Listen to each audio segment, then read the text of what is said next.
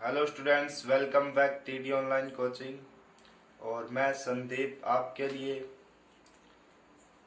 English का whole syllabus for all competitive exam, navy, air force, NDA से लेकर के CDS, AFCAT, SSC, CGL, SS banking all exams और UPSC के सारे एग्जाम्स को देखते हुए ये एक इंग्लिश ग्रामर का कोर्स इन 90 डेज में मैं आपको करवाने वाला हूँ। तो शुरू करते हैं ये सिलेबस। 90 डेज के अंदर मैं आपको इंग्लिश ग्रामर की ऑल जितने भी टॉपिक्स जो इंक्लूडेड है इंग्लिश ग्रामर में, लगभग 16 से 17 टॉपिक मैं आपको 90 डेज के अंदर करवाने वाला हूँ। तो शुरू करते हैं ये एक स्पेशल सीरीज, स्पेशल कोर्स। और सबसे पहले बात करते हैं टेंसेज की और शुरू करते हैं function of tense. Function of tense. तो यहाँ पर जो क्वालिटी ऑफ कंटेंट मिलेगा ना, वो आपको सारे YouTube पर कहीं पर भी चले जाना आपको नहीं मिलने वाला। तो शुरू करते हैं टेंस की। एक्चुअली टेंस होता क्या है? हिंदी में अगर मैं बात करूं तो टेंस होता है काल। हिंदी वर्ड्स में बात करूं मैं या अनदर वर्ड्स में बात करूं मैं, टेंस को लिख सकता हूं टाइम। और जो ये आपका टाइम है, इसको मैं 3 पीरियड्स में डिवाइड कर सकता हूं। जो टाइम है उसको मैं 3 पीरियड्स में डिवाइड कर सकता हूं। First is the called present. Present से जो पहले वाला टाइम आता है दैट इज द पास्ट, और प्रेजेंट के बाद वाला टाइम फ्यूचर। टेंस को मैं हिंदी में अगर बात करूं तो इसको बोलते हैं काल और काल। और अनदर वर्ड्स में बात करूं तो मैं टाइम। और टाइम को मैं 3 पीरियड्स में डिवाइड कर सकता हूं। One is the called present, past और फ्यूचर। अब जो आपका टेंस है वो उसकी जो एप्लीकेशन है, टेंस की जो एप्लीकेशन है वो डिपेंड करती है, depend upon time and action. जो टेंस की जो एप्लीकेशन है वो टाइम और एक्शन पर डिपेंड करती है। अब जितने भी जो सेंटेंसेस देखने वाले हैं वो सारे के सारे सेंटेंसेस को जो उनको अगर बात करें कि इस सेंटेंस के अंदर वर्ब का अगर यूज देखा जाए कि ये वर्ब मतलब कौन सी वर्ब इसके अंदर यूज होगी, तो वो सारी की सारी जो वर्ब्स हैं वो टाइम और एक्शन के अकॉर्डिंग यूज करनी पड़ेगी हमें। तो आगे चलते हैं। जो आपका टाइम है उसको मैंने 3 पीरियड्स में डिवाइड कर दिया। One is the called present. Present से पहले वाला जो समय होगा, प्रेजेंट से जो पहले वाला समय होगा that is the called past, और प्रेजेंट के बाद वाला जो समय होगा that is the called future. अब जो ये 3 पीरियड्स है इनको मैं 4 कैटेगरीज में डिवाइड कर देता हूं। जो आपका प्रेजेंट टाइम, पास्ट और फ्यूचर, जो 3 टाइम है इसको मैं 4 कैटेगरीज के अंदर इसको डिवाइड कर सकता हूं। One is the called indefinite, second is the called continuous, third perfect और fourth perfect continuous। अब जो टेंस है उसको हिंदी में अगर बात करूं तो काल हो गया, और अदर वर्ड्स में बात करूं मैं तो टाइम हो गया। अब टाइम को मैं 3 पीरियड्स में डिवाइड कर सकता हूं, प्रेजेंट, पास्ट और फ्यूचर। अब ये जो प्रेजेंट, पास्ट और फ्यूचर जो आपका है, इसको मैं 4 कैटेगरीज में, जो ईच को मैं, मतलब प्रत्येक को, पास्ट को मैं 4 कैटेगरीज में डिवाइड कर सकता हूँ, प्रेजेंट को मैं 4 कैटेगरीज में डिवाइड कर सकता हूँ, और फ्यूचर को 4 कैटेगरीज में डिवाइड कर सकता हूँ। मतलब जो ये तीनों पीरियड है ना, इसको डिफरेंट डिफरेंट 4 कैटेगरीज में डिवाइड कर सकता हूँ। One is the call indefinite, continuous, perfect और परफेक्ट कंटिन्यूअस। अब जो वर्ब है, किसके अकॉर्डिंग वर्ब आएगी, कैसा होगा, उस चीजों को तो हमें पढ़ना ही पढ़ना है। लेकिन सबसे पहले हम यूज देखते हैं। एक लिंकिंग वर्ब आती है, एक लिंकिंग वर्ब आती है, इसका सबसे पहले हम यूज देखते हैं। एक वर्ब होती है टू बी। ये सिर्फ एक टू बी जो है वो एक लिंकिंग वर्ब है, यानी कि दो एक्शंस को सिर्फ जोड़ने का काम करेगी, दो सेंटेंसेस को, दो क्लॉजेस को सिर्फ जोड़ने का काम करेगी, सिर्फ लिंक करने का काम करेगी टू बी। अब इस टू बी को अगर मैं, इस टू बी को मैं अगर ले जाऊं प्रेजेंट के अंदर, प्रेजेंट टाइम के अंदर मैं इस टू बी को ले जाता हूं, तो ये बन जाती है इज, एम और आर। अब इसको मैं अगर ले जाऊं पास्ट टाइम के अंदर, तो ये बन जाती है वाज और वर। अब इसको अगर मैं ले जाऊं फ्यूचर टाइम के अंदर, तो ये बन जाती है विल बी या फिर शैल बी। और इसको अगर मैं ले जाऊं परफेक्ट के अंदर, तो ये बन जाती है बी। ये आपको याद रखना है। ये जो टू बी है वो एक सिर्फ लिंकिंग वर्ब है, जो दो सेंटेंसेस को, दो क्लोज को या फिर दो एक्शंस को सिर्फ लिंक करने का काम करती है, सिर्फ जोड़ने का काम करती है। और इसको अगर मैं प्रेजेंट में ले जाता हूं तो ये बन जाती है इज, एम, आर। अगर मैं पास्ट में ले जाता हूं तो वाज, वर, और फ्यूचर में ले जाता हूं तो विल बी या शैल बी, और परफेक्ट के अंदर बन जाती है बीन। यहां तक आप नोट कीजिएगा। आई होप ये आपने नोट कर लिया होगा। तो आगे चलते हैं। अब जो आपका फंक्शन ऑफ टाइम है, इसकी जो एप्लीकेशन है वो डिपेंड करती है टाइम और एक्शन पर। तो सबसे पहले बात करते हैं टाइम की। तो आपका जो टाइम है, इसको मैं दो पार्ट्स में डिवाइड कर सकता हूं। One is the call time expression,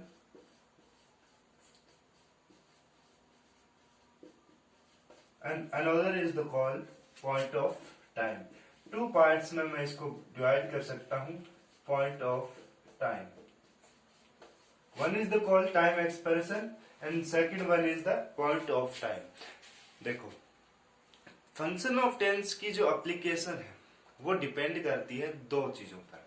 one is the called time, second one is the action. अब अगर हम टाइम को अच्छे से अगर कर लें तो बाद में बचेगी एक्शन। जो ये टाइम है, ये इसको अगर आपने अच्छे से कर दिया तो आपके लगभग 70% जो सेंटेंसेज है वो इजीली हो जाएंगे, बिना किसी सफर के, बिना किसी प्रॉब्लम के, बिना किसी कंफ्यूजन के। तो शुरू करते हैं time expression and point of time.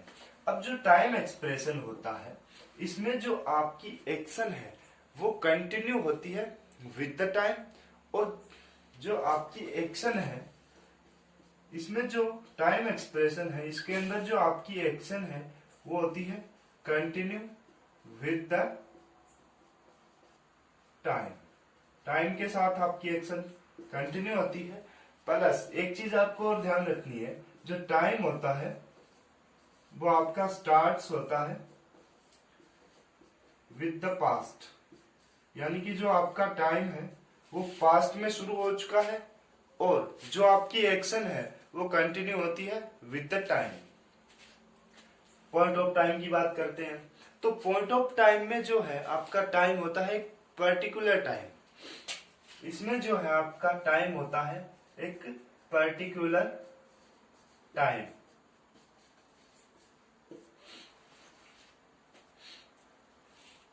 Point of time के अंदर क्या होता है, एक पार्टिकुलर टाइम होता है, एक फिक्स टाइम होता है।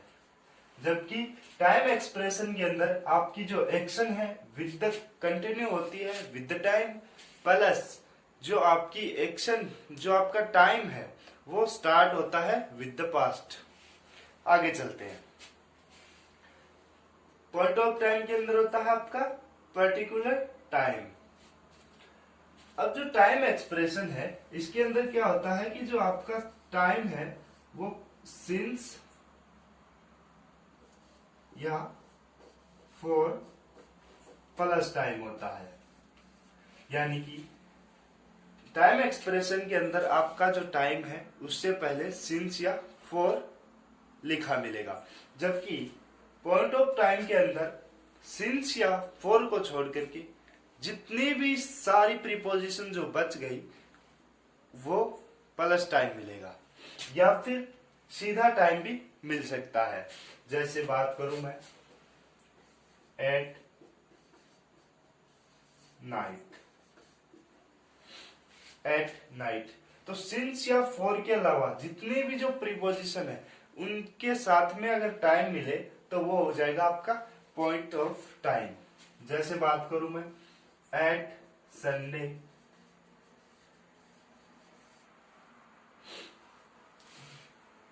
शायद यहाँ फ्लैश है, मैं इसको कर क्या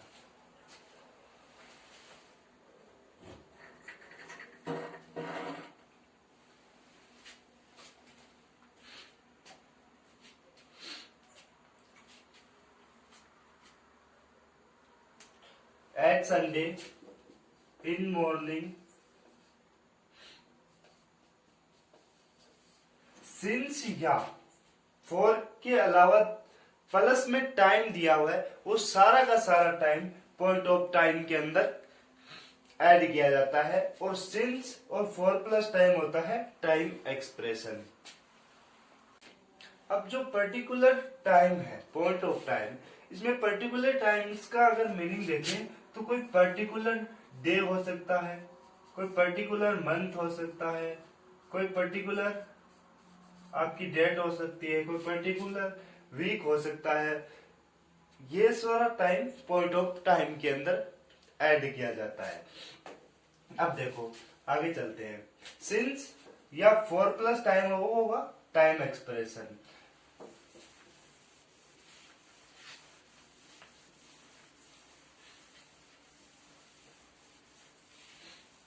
अब बहुत से स्टूडेंट्स को एक कंफ्यूजन रहती है कि फॉर या फिर सिंस के यूज को लेकर के भी, फॉर या सिंस के यूज को लेकर के बहुत से स्टूडेंट्स को कंफ्यूजन होती है, तो उस कंफ्यूजन को दूर करते हैं। पहले बात करते हैं फॉर की। फॉर को कहां पर हमको यूज करना है, तो फॉर जो है वो एक अनिश्चित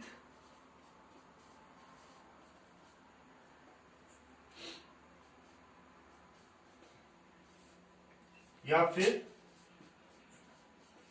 अनुमानित टाइम के लिए हम यूज करते हैं। फॉर जो है वो अनिश्चित या फिर अनुमानित टाइम के लिए यूज करते हैं। फॉर एन एग्जाम्पल की अगर बात करूं मैं, जैसे फॉर एन होवर, 1 घंटे से, जहां यहां पर जो सिंस और फॉर जो है ना वो दोनों मीनिंग देते हैं से का, प्लस में हमें मिलेगा टाइम, तो ये बन जाएगा टाइम एक्सप्रेशन। अब देखो फॉर एन आवर मतलब 1 घंटे से। अब देखो 1 घंटे से, जैसे मैं आपका इंतजार कर रहा हूं, तो आप जैसे आए मैंने बोल दिया कि मैं तो आपका 1 घंटे से इंतजार कर रहा हूं, तो ये क्या है, एक अनुमानित टाइम है। कैसे? क्योंकि उसमें है ना 2-4 मिनट कम भी हो सकती है, 2-4 मिनट ज्यादा भी हो सकती है। तो मैंने बोल दिया कि मैं आपको 15 मिनट से पढ़ा रहा हूं, तो इसमें क्या है, अनुमानित टाइम है। 1-2 मिनट कम भी हो सकती है, ज्यादा भी हो सकती है। लेकिन अगर मैं बात करूं फॉर से लास्ट नाइट, अब देखो लास्ट नाइट, इसमें कुछ भी अनुमानित नहीं है कि लास्ट नाइट, लास्ट नाइट मतलब लास्ट नाइट से आप क्या मीनिंग निकालोगे कि पिछली रात से। तो यहाँ पर फॉर का जो यूज है वो करना गलत है। यहाँ पर हम यूज करेंगे सिंस का। सिंस का जो यूज है, जो आपका सिंस है उसका हम यूज करते हैं फॉर अनुमानित टाइम को छोड़ दो और अनिश्चित टाइम को छोड़ दो। मतलब निश्चित टाइम के लिए हम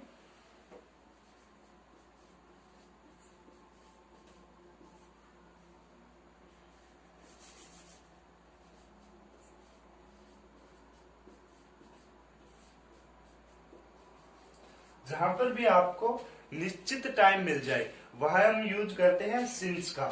जैसे लास्ट नाइट, अब लास्ट नाइट से आप क्या समझोगे, पिछली रात। जैसे सिंस लास्ट मॉर्निंग, तो इसमें कुछ भी इंडेफिनेट नहीं है, सिर्फ डेफिनेट है कि सिंस लास्ट मॉर्निंग मतलब पिछली सुबह से। इसमें कोई भी अनुमानित नहीं है, पिछली सुबह से है। जैसे मैं बोल दूं सिंस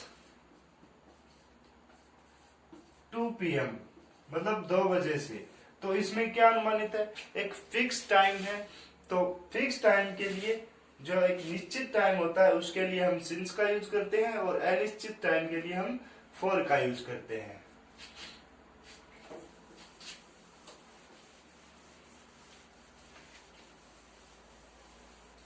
अब आओ, जो आपका पॉइंट ऑफ टाइम और टाइम एक्सप्रेशन है इस पर थोड़ी और चर्चा करते हैं।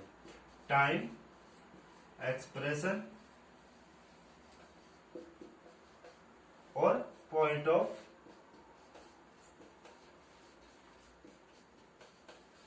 टाइम, टाइम एक्सप्रेशन और पॉइंट ऑफ टाइम। अब जो टाइम एक्सप्रेशन है इसके अंदर हमें क्या चीजें ध्यान रखनी है कि जो टाइम एक्सप्रेशन है उसके अंदर होता है आपकी जो एक्शन है वो कंटिन्यू विद द टाइम, और आपका जो टाइम है वो स्टार्ट विद द पास्ट होता है। और पॉइंट ऑफ टाइम के अंदर क्या होता है कि पॉइंट ऑफ टाइम में आपकी जो मतलब टाइम जो है वो एक particular day, particular month, particular week होता है, पर्टिकुलर ड्यूरेशन भी हो सकती है, मतलब इसमें एक पर्टिकुलर टाइम होता है। जो टाइम एक्सप्रेशन है इसके अंदर हमको मिलेगा सिंस या फॉर प्लस टाइम मिलेगा।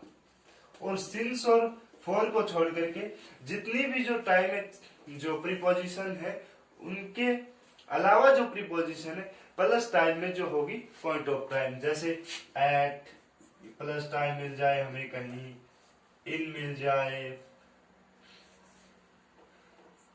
जितनी भी जो प्रीपोजिशन है बच गई। सिंस या फॉर के अलावा जो भी प्रीपोजिशन है उसके प्लस में हमें कहीं टाइम मिल जाए तो वो सारा टाइम होता है पॉइंट ऑफ टाइम का।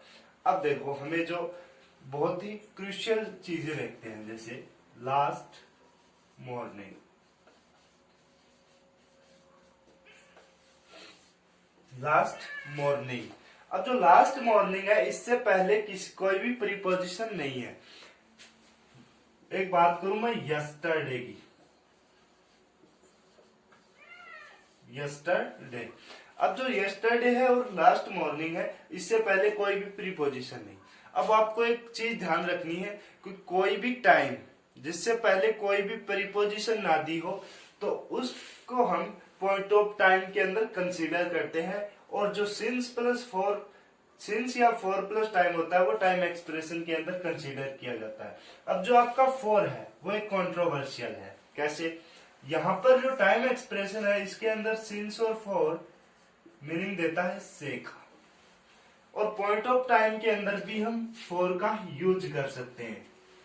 फॉर प्लस टाइम हमको टाइम पॉइंट ऑफ टाइम के अंदर भी मिल सकता है, लेकिन हमें यहाँ ध्यान रखना है कि टाइम एक्सप्रेशन में फॉर जो है वो मीनिंग देगा से का, लेकिन पॉइंट ऑफ टाइम में जो फॉर है वो मीनिंग देगा के लिए या तक। यहाँ पर जो फॉर है वो मीनिंग देगा के लिए या तक। इसका हम एग्जाम, अब जो फॉर है वो कंट्रोवर्शियल है, जैसे इसको मैं यूज कर सकता हूं टाइम एक्सप्रेशन के अंदर भी, फॉर एन हावर। इसको मैं पॉइंट ऑफ टाइम में भी लिख सकता हूं, फॉर एन हावर। कैसे? अब जो टाइम एक्सप्रेशन है यहां पर ये मीनिंग देगा से का। इसको अगर हम डिफरेंट से देखें तो इसमें अगर हम रिलेशन देखें तो टाइम एक्सप्रेशन में आपका जो फॉर है वो मीनिंग देगा से का, लेकिन पॉइंट ऑफ टाइम में मीनिंग देगा के लिए या तक का। आगे एग्जांपल्स में हम इसको और अच्छे से समझेंगे। एक बार आपको ये नोटेट करना है। अब देखो पॉइंट ऑफ टाइम में एक बार और बता देता हूं मैं। पॉइंट ऑफ टाइम में आपका एक पर्टिकुलर डे होता है, मंथ होता है, वीक होता है, ईयर होता है। पॉइंट ऑफ टाइम में आपका एक पर्टिकुलर डे होता है, मंथ होता है, ईयर होता है, और जो फॉर प्लस सिंस है वो टाइम एक्सप्रेशन होता है। और आपका जो सिंस है वो यूज होता है फॉर द डेफिनेट टाइम के लिए। सिंस जो यूज होता है एक निश्चित समय के लिए यूज होता है, और जो फॉर है वो अनुमानित और अनिश्चित समय के लिए यूज होता है। अब फॉर का एक यूज और देख लेते हैं। फॉर अगर आपको कहीं पर भी जो टाइम है, आपका जो टाइम है वो मिल जाए प्लूरल के अंदर, कैसे? देखो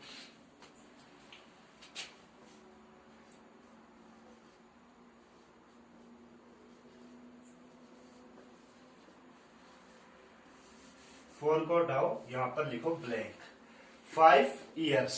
अब देखो अगर आपको कहीं पर भी जो आपकी नाउन है, यहां पर ईयर जो आपका है वो है नाउन,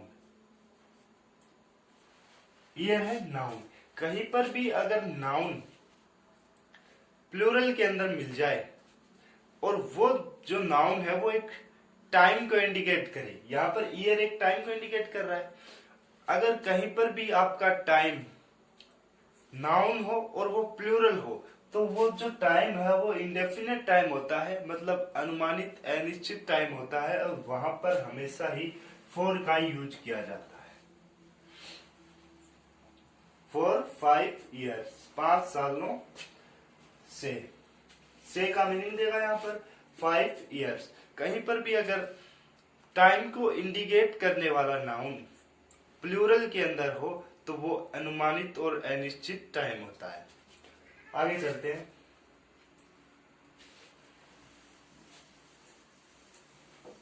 आई होप आपको टाइम एक्सप्रेशन और पॉइंट ऑफ टाइम में डिफरेंस का जो डिफरेंट है वो आपको क्लियर हुआ हो। अब आगे चलते हैं। अब बात करते हैं टेंसेज की। सबसे पहले बात करते हैं प्रेजेंट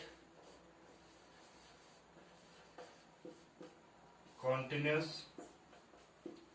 और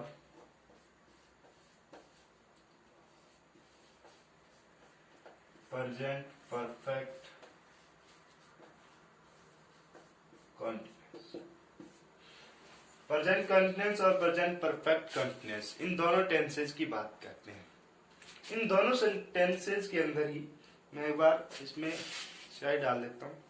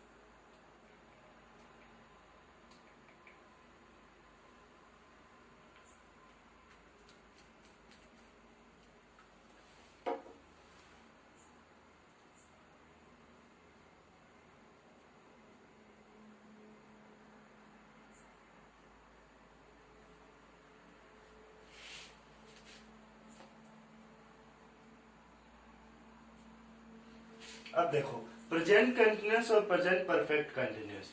अब जो ये दोनों टेंसेज जो है वो शो करते हैं। जो दोनों टेंसेज जो है वो यूज होते हैं, कब यूज होते हैं? जब जो आपकी एक्शन है गोइंग ऑन होती है। आपकी जो एक्शन है वो गोइंग ऑन होती है इन प्रेजेंट टाइम। प्रेजेंट के अंदर आपकी एक्शन गोइंग होती है, गोइंग ऑन नहीं, सॉरी, गोइंग इन प्रेजेंट। जो आपकी एक्शन है वो गोइंग ऑन होती है प्रेजेंट के अंदर, और प्लस जो आपके एक्शन की होने की जो संभावना है वो एक श्योरिटी होती है। जो एक्शन की होने की, एक्शन जो है आपकी उसकी श्योरिटी होती है। आपकी जो एक्शन है वो गोइंग इन प्रेजेंट होती है और उसकी श्योरिटी होती है। अब जो प्रेजेंट कंटिन्यूअस है, इसमें अगर बात करूं मैं हेल्पिंग वर्ब की, तो हेल्पिंग वर्ब होती है इज, एम और आर, और जो मेन वर्ब होती है वो होती है वर्ब की first form plus I N G. Present perfect continuous के अंदर आपकी जो हेल्पिंग वर्ब है वो होती है हैज या फिर हैव प्लस में बीन, और जो आपकी मेन वर्ब है वो होती है वर्ब की first form plus I N G. Present continuous के अंदर helping verb is am are plus verb की फर्स्ट फॉर्म प्लस आईएनजी, और प्रेजेंट परफेक्ट कंटिन्यूअस के अंदर आपकी जो हेल्पिंग वर्ब है वो has, have, been plus verb की फर्स्ट फॉर्म, जो मेन वर्ब उसकी फर्स्ट फॉर्म प्लस आईएनजी होती है। ये आप नोट डाउन कर लीजिए, फिर चलते हैं। जो आपकी एक्शन है वो गोइंग ऑन होती है इन द प्रेजेंट, और एक्शन के होने की जो संभावना है जो उसकी श्योरिटी होती है एक्शन की। आगे चलते हैं। एक छोटा सा पॉइंट और नोट डाउन कर लीजिए। कहीं पर भी आपको कॉन्टिन्यूअस टेंस के अंदर, कॉन्टिन्यूअस टेंस प्लस में मिल जाए टाइम एक्सप्रेशन, तो वो चेंज हो जाता है आपका tense in the perfect continuous. जो आपका टेंस है वो परफेक्ट कॉन्टिन्यूअस के अंदर चेंज हो जाता है। कहीं पर भी अगर कॉन्टिन्यूअस टेंस मिले तो प्लस में टाइम एक्सप्रेशन मिले तो वो चेंज हो जाता है परफेक्ट कॉन्टिन्यूअस के अंदर। इसको हम अभी एक एग्जांपल के थ्रू कर लेते हैं इसको।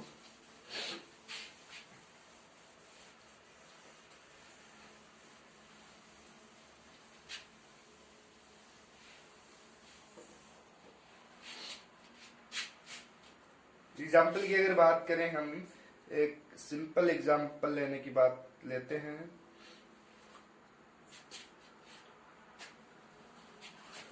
वैसे he is learning the lesson, learning the lessons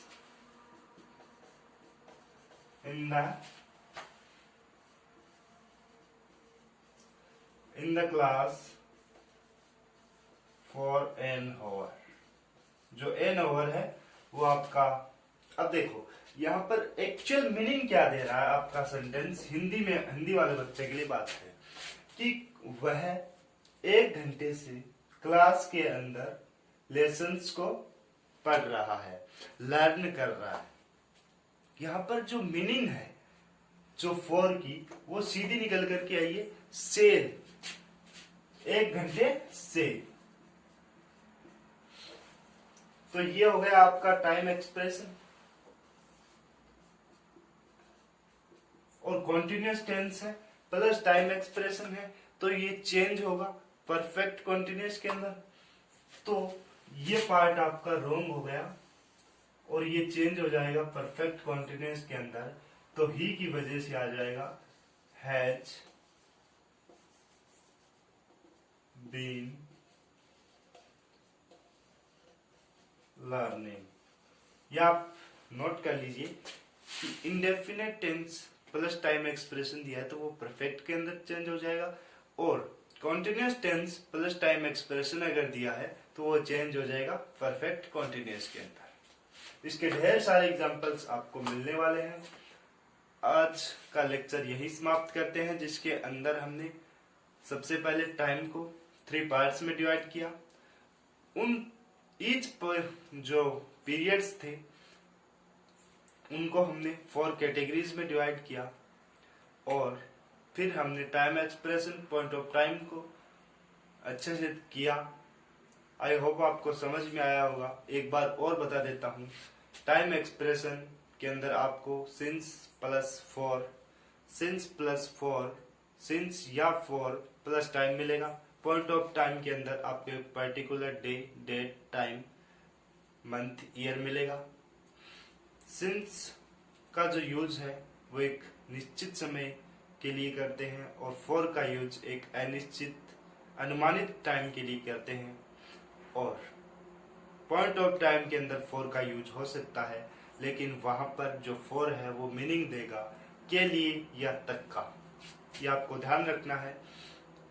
I hope ये आपको लेक्चर हेल्पफुल रहा होगा, जिसके अंदर हमने प्रेजेंट कंटिन्यूअस और प्रेजेंट परफेक्ट कंटिन्यूअस का डिफरेंस देखा, कब प्रेजेंट कंटिन्यूअस टेंस यूज होगा और कब प्रेजेंट परफेक्ट कंटिन्यूअस यूज होगा। दोनों ही सेंटेंस जो टेंस है वो यूज होते हैं जब एक्शन गोइंग होती है और एक्शन की श्योरिटी होती है।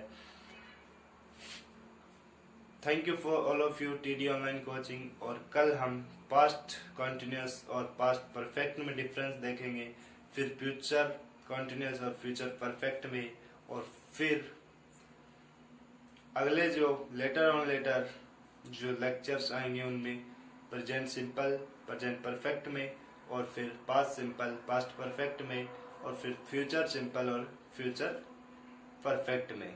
फिर हम इसके ढेर सारे जो एग्जाम्पल्स है वो लगाएंगे, एक्सरसाइज लगाएंगे। अगर कहीं पर भी दिक्कत आती है इस कंसेप्चुअल बेसिक क्लासेज के बाद तो आप कमेंट कीजिएगा। मुझे जैसा जहाँ तक अनुमान है, आपको एक एक सेंटेंसेस जो है वो देखते ही आप करोगे। उसमें कोई भी जो कंसेप्ट अगर क्लासेज कर ली तो कोई दिक्कत किसी भी सेंटेंसेस के अंदर नहीं होगी। Thank you.